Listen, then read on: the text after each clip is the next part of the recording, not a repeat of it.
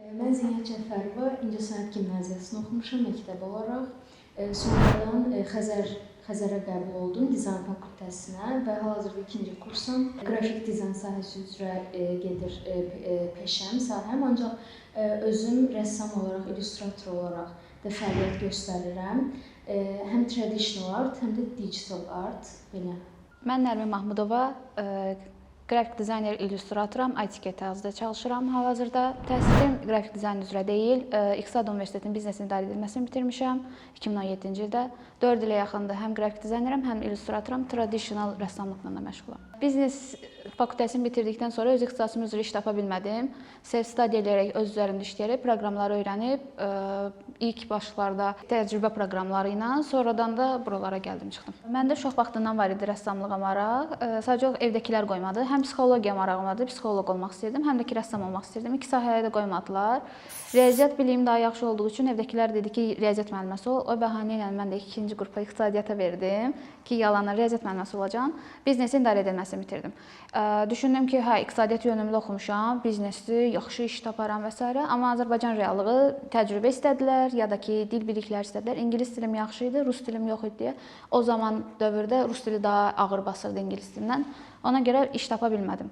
Sonra oturdum, evdə biraz ailə baskısı oldu. Üzərində düşündüm ki, okey, mən oturum, nəsə özüm öyrənim. Bizdə universitetdə 2-ci kursda oxuyanda bir müəllimimiz var idi. Bizə gəlib demişdi ki, gələcəyin işi digital sahədir, oturun digitalı öyrənin.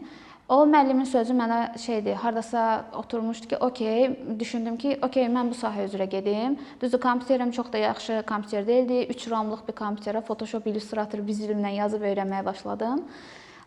Sonra ilk təcrübəm MediaMarktda oldu. Öz üzərimdə orada da daha çox onlardan da, oradakı dizaynerdən də çox şey öyrəndim. Sonra bir müddət boşluq oldu. Həmin o boşluqda çalışırdım rəsm çəkəm, stres atmaq üçün həm.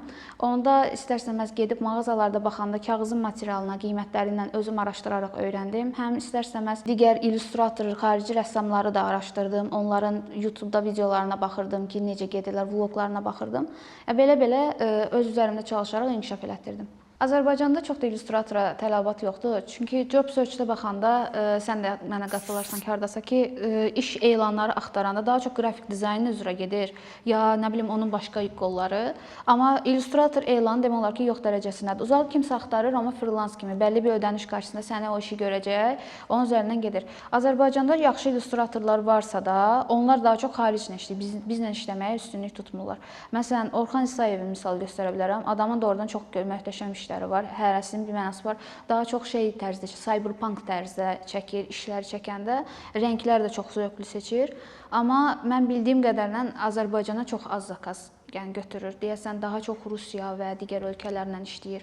Sonra Kənan Şeyx zamanını çəkə bilərəm. Misal, onun da məsələn işləri çox yaxşıdır, amma deyəsən Azərbaycanla işləyir. Çünki özü Instagramında, storydə falan paylaşanda işlərindən ki, zakaz falan, yer zakazı çəkdi falan, vlog kimi xırda. Onu görürəm ki, məsələn Azərbaycanla işləri daha çoxdur. Mən illüstrator sahəsində deyə bilmirəm, qrafik dizaynda məsələn ona əminəm. Bizdə müəllim məsələn var, onun sahəsi demək olar interyer dizaynıdır. Ancaq mən o müəllimin içində demişəm ki, mənim tamamilə yönəldiyim sahə demək olar ki, qrafik dizaynıdır. Və mənim dediyi sadəcə o olur ki, bizim bazarın tələb elədiyi, yəni sən sadəcə qrafik dizayner ola bilməzsən. Sənin mütləq və mütləq başqa sahələrdən də, başqa sferalardan da, necə deyim, yəni ən azından biliklərin olmalıdır. Mənə əslən bu biraz narahat edir, biliyim olsun, amma məsələn bizdə belədir, hal-hazırda bayır reklamıdır da tapşırığımız. Mən getdim, logonudur, pilondur, billboarddur, onları məsələn göstərirəm müəllimə. Müəllim mənə artıq şey deyir, məsələn biz bunu hansısa materialdan düzəldə bilərik gələcəkdə. Və mən də deyirəm ki, müəllim, mənim buna marağım yoxdur da, heç yoxdur. Amma o da deyir ki, yəni belədir də, neyniyim, bizim bazar bunu tələb edir. Dizayner yəni hər şeyi bilməlidir də, elə bil. Sən məsələn desən ki, mən ancaq bunu bilirəm və yaxud da başqa dizayner desə ki, mən sənin üçün hər şeyi eləyə bilərəm, o ona yönələcək. Bu məsələ məni biraz narahat edir. Amma indi belə bir şey də var. O müəllimin dediyi hardasa haqq var. Amma o getdiyi yerlər balaca yerlərdir. Məsələn, sənə 500 manat təklif eləyəcək ki, mən 500 manat verirəm. Gəl bu işləri gör mənim üçün. Sən gedəcəksən, amma səni o qədər yükləyəcəklər ki, sənin iş yükü keyfiyyəti düşəcək aşağı. Sən ola bilər o işlərin hamısını wow, yaxşı, möhtəşəm eləyibsən. Amma istərsəməz iş yükü artdıqca sənin iş keyfiyyətin aşağı düşəcək. Amma digər bir şirkət ola bilər, başa düşür, müdir başa düşür, kollektiv, HR başa düşür ki, sən bu bir dənə tutaq ki, UI UX dizaynersən, sən UI bilməlisən, sən UI üzrə daha professionalsan, səni götürəcək UI üzrə. Sən ona daha keyfiyyətli iş verəcəksən və sənin keyfiyyətli işinə görə sənə ona uyğun bir maaş verəcək. Yəni maaşın orada düşmür əslində. Normal, yəni qaydalara əsasən əmək haqqı nə qədər olmalıdır, səndə də o qədər olacaq.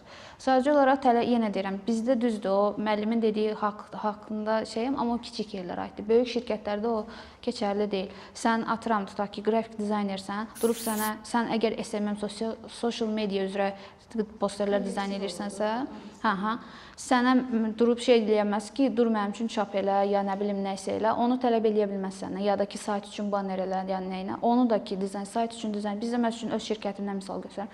Bizdə social media dizayneri ayrıdır. Mən daha çox sayt tərəfinə baxıram. Sonra bizdə xəritələr var. Xəritələrin daha ağır yüklü hissələrini digər dizaynerlər baxır. Hərənin bir işi var. Məsələn 3D-də mən sikləri çəkirəm, koordinasiya edirəm, adlandırıram. Ötürürəm başqa bir işçi. O onun modelləməsini aparır. Digər bir işçi onun teksturası ilə məşğuldur. Digər bir işçi onun UV-sini açır, sonra onun işıqlarını qoyur, kamerasını yerləşdirir. Son nəticə göndərilir tiketinqə, onlar onu yerləşdirir sayta və insanlar oradan klik eləyib, yəni səhnəyə baxırlar və şeylər. Bu daha çox keyfiyyətli iş görür.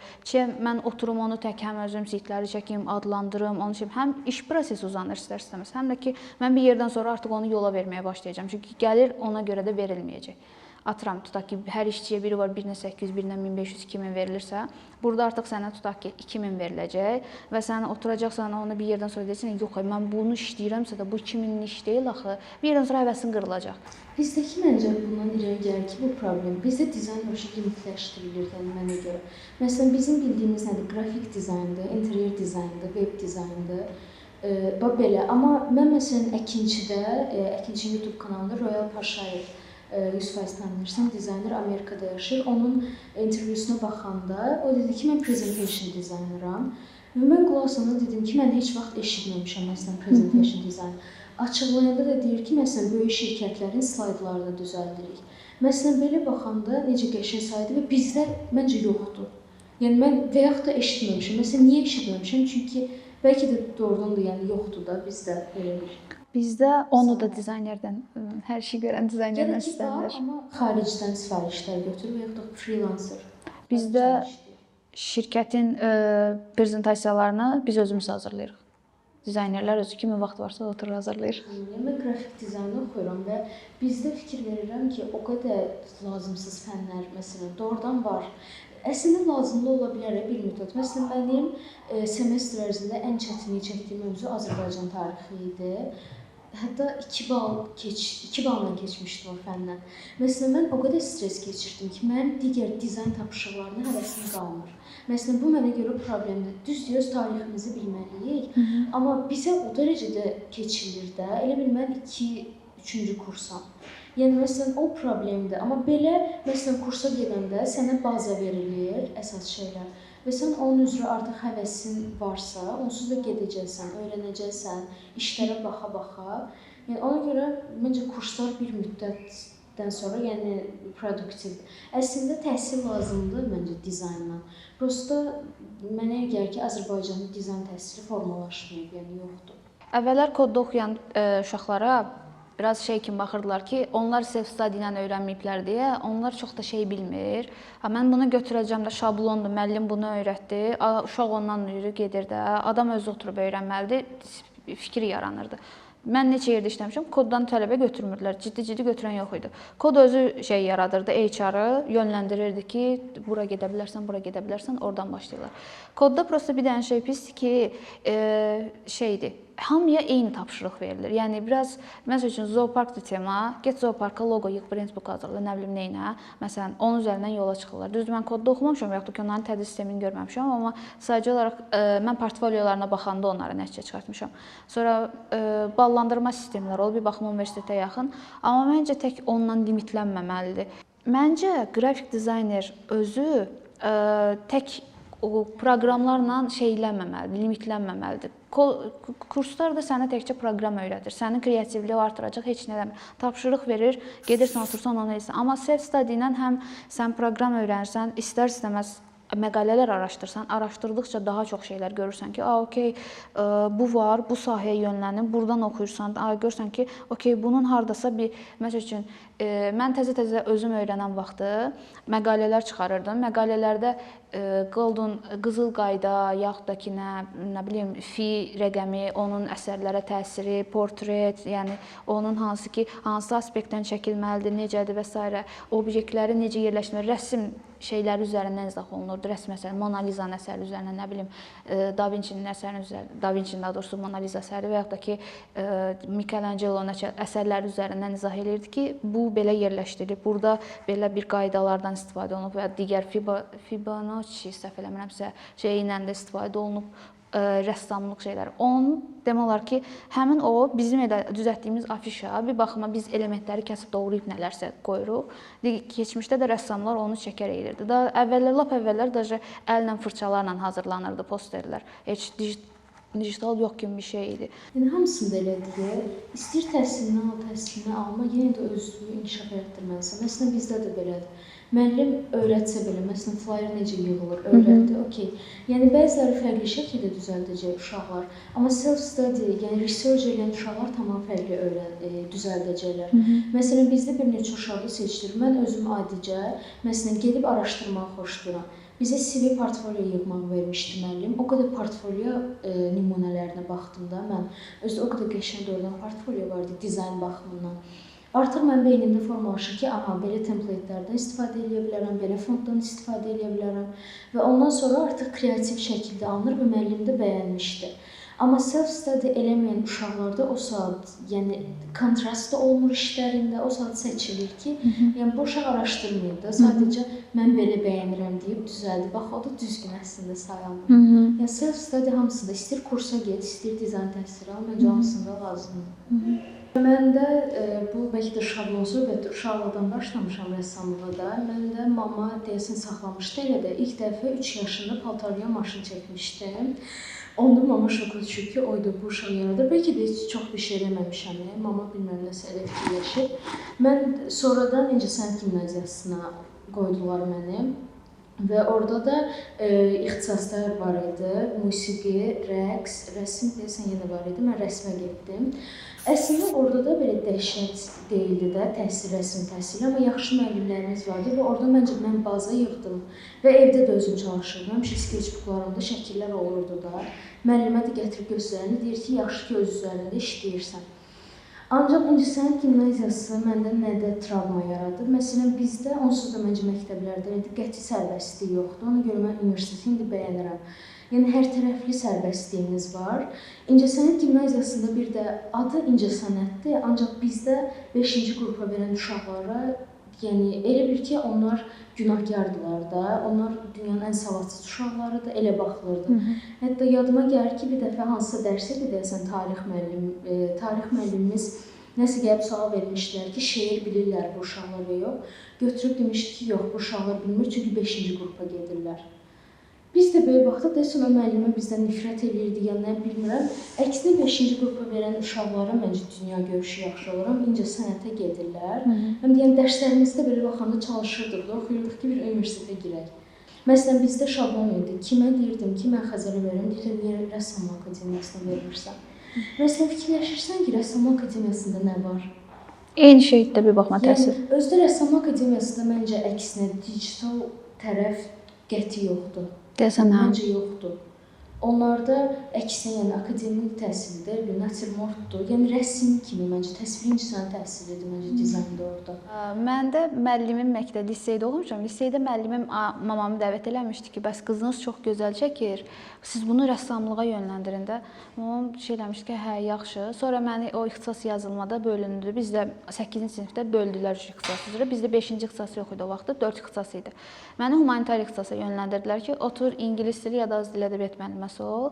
Mən ingilis dilini okey bilirdim bir yerə qədər, amma Azərbaycan dilidir, ədəbiyyatdır, bu şey, tarixdir, bu şeylər heç marağım yoxdur. Öz 3-cü qrup vəbşə 2 tarix birdəndir də, həm az tarixi, həm xarici tarix, qədim dünya tarixi, ümumi tarix, dünya tarixi.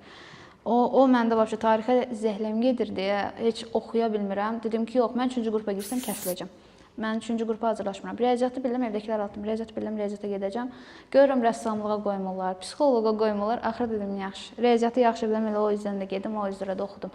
Bir də incəsənətə yönlənmənin səbəbi o idi ki, otururdum arxada, dərsimi danışdım, qiymətimi aldım, oturdum arxada, başladım ya kitab oxuyurdum, ya da bir dənə kağız, qələm, qulağıma naş sıxıb şəkil çəkirdim. Elə şəkil çəkmə demək olar ki, adətim mühazirələrdir, seminarlarda elə o qədər praktik elədim ki, oranı qutarandan sonra dedim ki, okey, mən gedim qrafik dizayner olum.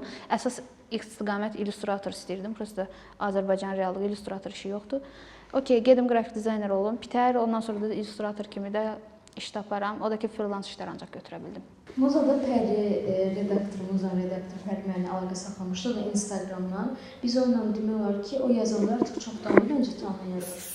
Mənə Instagramdan yazdı ki, bəs belə jurnala illüstrator lazımdır. Ondan sonra biz başladıq və illüstratorlar komandası da yığıldı. Və mən deyəsən 2 buraxılışında, Muzam 4 buraxılışı çıxır və mən deyəsən ikisində iştirak eləmişəm. Komanda olaraq da Nərminlə iştirak eləmişik belə. Mənlə də Pəri Instagramdan yazmışdı. Pəri mən desəm bir xeyli vaxt izləyirdi. Sonra Muza proyekti olanda mənə əlaqə saxladı ki, bəs belə bir proyekt var. İllüstrator kimi istəyərik ki, sən də bizdən qoşulasan. Mən də razılaşmışdım. Həmin Ərifə Donsa Cırtdan Pro ilə də freelance işləyirdim. Freelance dediyim, yəni onlarla da könüllü fəaliyyət göstərirdim. Elə razılaşdım, onda Cırtdan Proda biraz işlər səngimişdi, azalmışdı. Dedim, okey, sizə də qoşulum. Mən də elə səhv eləmirəmsə 1-ci buraxılışdan mən işləyirəm. Onu deyə bilərəm ki, sadəcə olaraq öz üzərinizdə çalışın, heç kimə qulaq asmayın. Əsas özünüz nə istəyirsiniz? Çünki bir dənə o şey düşünün ki, ömrünüzün axırına qədər bu, yəni yanlış mənada demirəm, öncədən deyim, ailən sizdən axıra qədər getməyəcək. Bir yerdən sonra onlar olmur və sən özün həyatda tək qalırsan. Okey, uşağın var, həyat yoldaşın var, amma onlar da sənə şey deyil axı, tam dəstək deyil. Sən özün yenə də, onlar da olmaya bilər. Sən özün tam həyatda tək qala bilərsən. Məcbur deyilsən ailə qurasın, məcbur deyilsən uşağın olsun. Həyatda tək olanda düşün günən, sənin atanın və yaxud da ki, ailənin sənə məcbur elədiyi ixtisasınla işləmək istəyib, ondan mı pul qazanmaq istəyirsən, yoxsa öz sevdiyin işi görübmü ondan pul qazanmaq istəyirsən? Yəni, kimsə gəlib sənin əlinə pul verməyəcək və yaxud da ki, sən məcbur bir iş işləyirsənsə, orada keçirdiyin əsəb stresi bir dənə onu fikirləşdirən ki, oyda mən müəlliməyəm, hər gün gedib uşaqlara dərs deməm və yaxud da ki, oyda mən həkiməm, hər gün gedib xəstələrdən necə deyim, onlara dərman yazmalıyam, onlara düzgün diaqnoz qoymalıyam və yaxud da ki, vəkiləm, nə bilim nə. Əgər sən özün istəyirsənsə dizayner olmaq və sənin rənglər daha çox cəlb edirsə, onun üzərindən get. Kim nə deyir desin. Sonra onsuz da baxacaqlar ki, sən öz getdiyin yolda gedirsən, yavaş-yavaş sənə dəstək olmaya başlayacaqlar ki, okey, bu adam öz dediyin üzərində durdu və axıra qədər də getdi, özünü də sübut etdi. Yəni, ən gözəl şey odur ki, sən özünü sübut etsən və evdəkilər də başa düşür ki, yaxşı biz deyənə qulaq asmayıb, öz dediyi yolla gedib, öz sevdiyi peşəni görür.